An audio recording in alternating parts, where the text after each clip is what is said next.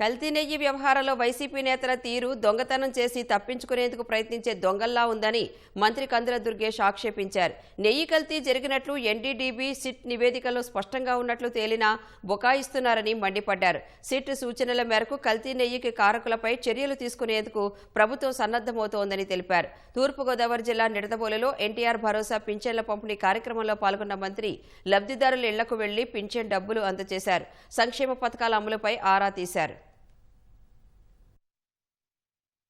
మా కుటుంబానికి ఉపయోగపడే విధంగా, మా ఆరోగ్యాలు బాగుండే విధంగా ఇస్తున్నటువంటి పెన్షన్లు మాకు ఎంతగానో ఉపయోగపడుతున్నాయనేటువంటి మాట వారు చెప్తూ ఒక ప్రభుత్వానికి ప్రజల నుంచి వచ్చేటువంటి సంతృప్తి గీటురాయిగా నిలబడుతుంది. ఇది దొంగతనం బయటపడిపోయిన తర్వాత ఏదో రకంగా వాళ్ళని వాళ్ళు సమర్థించుకోవాలని చేసేటువంటి ఒక దండుగుమారి ప్రయత్నం.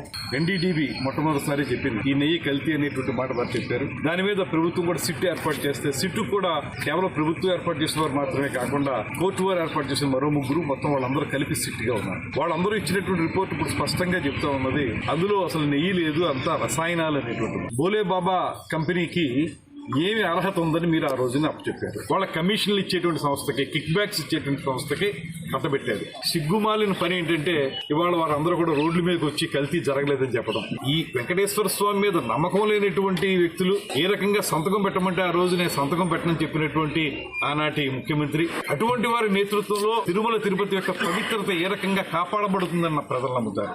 పూర్తి స్థాయిలో అందులో కల్తీ ఉందనేటువంటి మాట సిట్ చెప్పింది. ఇవాళ అందుకే ఆ రోజు ఉన్న వాళ్ళని వీళ్ళందరినీ కూడా సిట్ మీరు సస్పెండ్ చేయాలి, వాళ్ళ మీద క్రమశిక్షణ చర్యలు తీసుకోవాలని చెప్తే దాని మీద తీసుకోవడానికి కూడా ప్రభుత్వం సిద్ధంగా ఉంది.